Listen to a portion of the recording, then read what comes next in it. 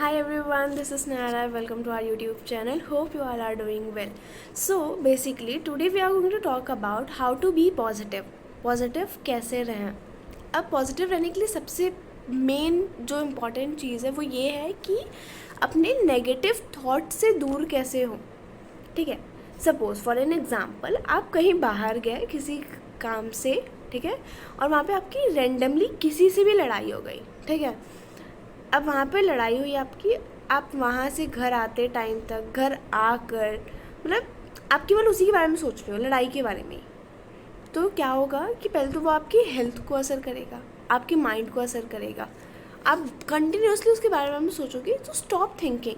Negative thoughts आएंगे अगर आप उसके बारे में सोचोगे. अरे नहीं, अगर ये उसने ये बोला था तो हम ये बोल दिए होते.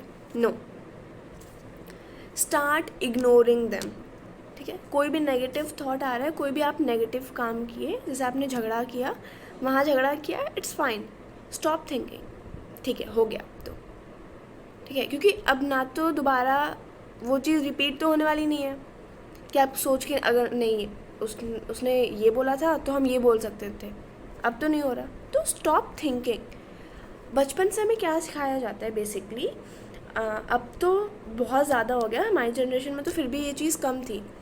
पेरेंट्स क्या करते हैं, बच्चे को किसी टेबल से या किसी चेयर से चोट लग गई ना, तो वो बच्चे का मन बहलाने के लिए दे सपोज टू से कि टेबल की गलती थी, चेयर की गलती थी. ठीक है. अरे भाई, अपने बच्चे को समझाओ ना कि तुम गलत चल ही रहे थे. वाई आर लाइक तुम उसको ऐसे अभी तो संभाल ले रहे हो. अब वो बच्चा बड़ा हुआ, उसके मन में तो बचपन से ये है ना कि हम कभी गलत हुए ही नहीं है ना. जब हमें पैर में चोट लगती थी तो उस टाइम तो गलती टेबल चेयर की हो जाती थी. तो बचपन से ही जब हम अपने बच्चे के अंदर ओवर कॉन्फिडेंस भर रहे हैं, तो हम कैसे एक्सपेक्ट कर सकते हैं कि मेरे बच्चे के अंदर बड़े होने के बाद सेल्फ कॉन्फिडेंस अच्छा होगा उसका और पॉजिटिव एटीट्यूड होगा मेरे बच्चे के अंदर. क्योंकि बचपन से तो हम उसके अंदर ओवर कॉन्फिडेंस भरे कि नहीं भाई, उसकी गलती नहीं हो सकती है, जो भाई वो कभी गलती नहीं कर सकता है, वो अपना सारा ब्लेम सामने वाले के ऊपर थोप सकता है ना. अब ऐसे ही होता है कि जब आप बड़े होते हैं, जब आपको बच्चे बड़ा होता है, वो जाता है एग्ज़ाम क्लियर करने, कोई भी एग्ज़ाम जब क्लियर करने जाता है तो उसको अच्छे से दही शक्कर खिलाते हैं, सब टीका वीका लगा के कि नहीं भाई बच्चे का तो हो जाएगा.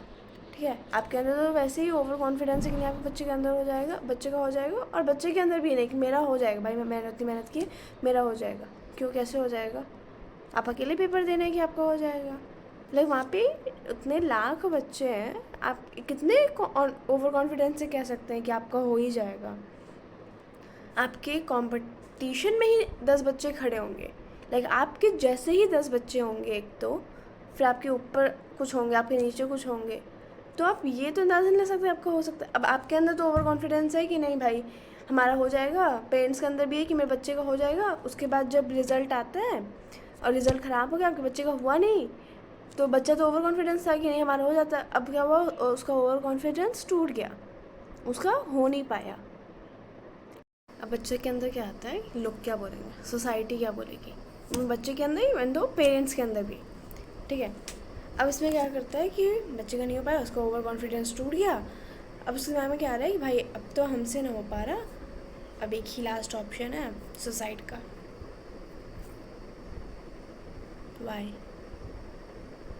आपका कॉन्फिडेंस टूट गया तो आप सुसाइड करेंगे अब? तो ये आपका जो सारा इम्पैक्ट है आपके दिमाग में आया कहाँ से? ओवर कॉन्फिडेंस की वजह से.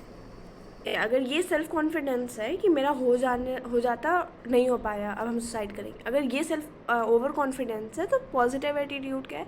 पॉजिटिव एटीट्यूड ये है कि अगर आपका इस साल नहीं हो पाया, आप और मेहनत करेंगे, आप अगले साल अटेम्प्ट उसको क्लियर करेंगे, अगले साल भी नहीं हो पाया, आप एक और चांस लेंगे. लेकिन आपके अंदर कभी सुसाइड का ये थॉट नहीं आना चाहिए. सुसाइड का थॉट तभी आता है जब आप इतने ओवर कॉन्फिडेंस हो जाते हो कि नहीं अब तो मेरा होगा, पर हो नहीं पाया. ठीक है. तो पॉजिटिव एटीट्यूड रखो, सेल्फ कॉन्फिडेंस रखो कि कभी ना कभी तो हो जाएगा. ये मत सोचो कि नहीं अभी इस बार एग्ज़ाम दिया तो इस बार ही होगा, हमें इस बार ही चाहिए, नहीं. ठीक है.